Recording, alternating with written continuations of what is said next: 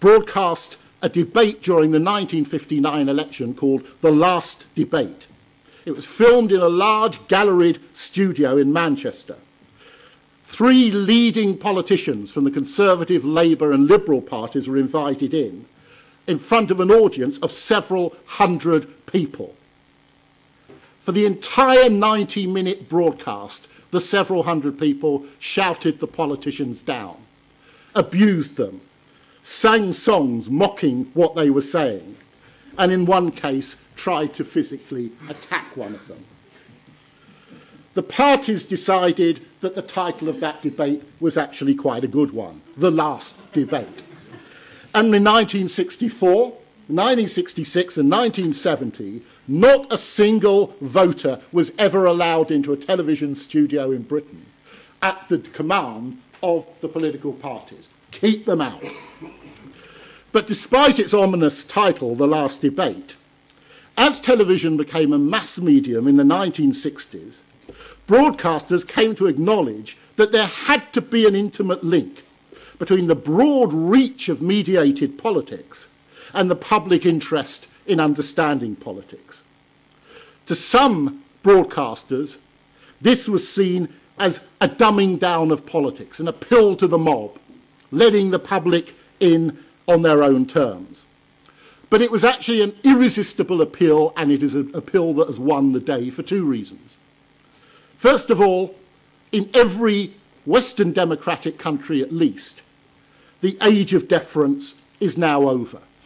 The traditional rhetoric of the patrician speaking down to the mob is simply embarrassing. It's unsuccessful. It's a failure whenever it's attempted. The only way in which political discourse can now be conducted in the early 21st century is as something approaching an appearance of a conversation.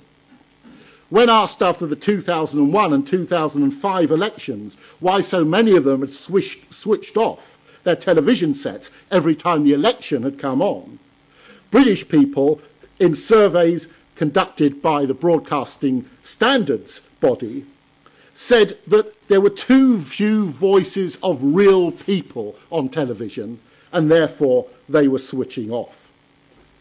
At the same time, there was a second driver for what we might call the democratisation of mediated debate.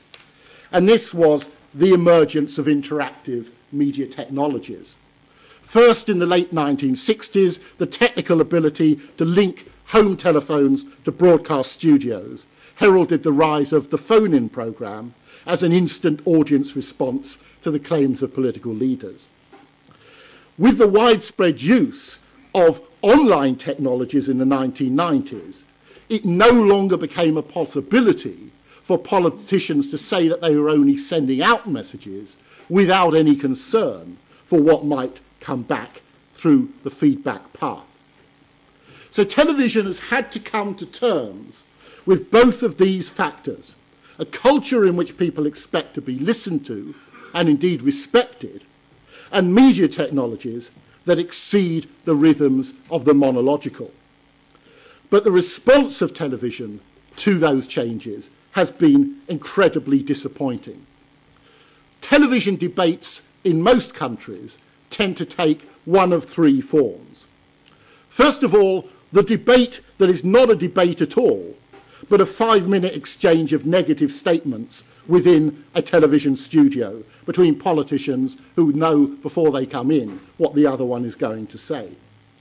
So what one has is a charade of political exchanges of cliches masquerading as debate. And when most government ministers in most countries call for a public debate, that is indeed what they're calling for.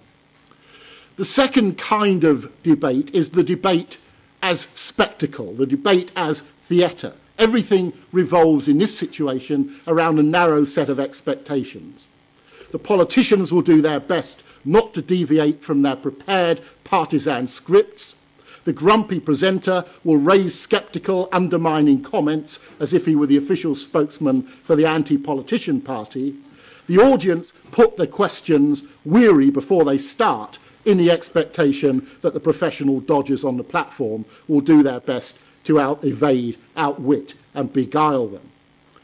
In this respect, most of the studio audience participation political debate we see on television becomes that kind of spectacle. And then thirdly, there is the debate as a free-for-all. I'm thinking here of the phone-ins, the online message boards, the endless calls for viewers to text in and tweet in. I'm thinking of the newly discovered interactive audience. This kind of debate is one in which increasingly there is a one-way flow from the audience into the studio of emotion, of deep thought, of experience, and very often of expertise. But absolutely nothing comes back to the audience from either the political or the journalistic elites. So I want to conclude by saying that debate on television, which I've already argued is vital to the creation of the space of appearance that is democracy, is currently failing. Failing to provide an atmosphere in which the public can be exposed to and informed by sustained, balanced and meaningful arguments. Failing to take full advantage of the diverse multivocality made possible by many-to-many, peer-to-peer communication technologies.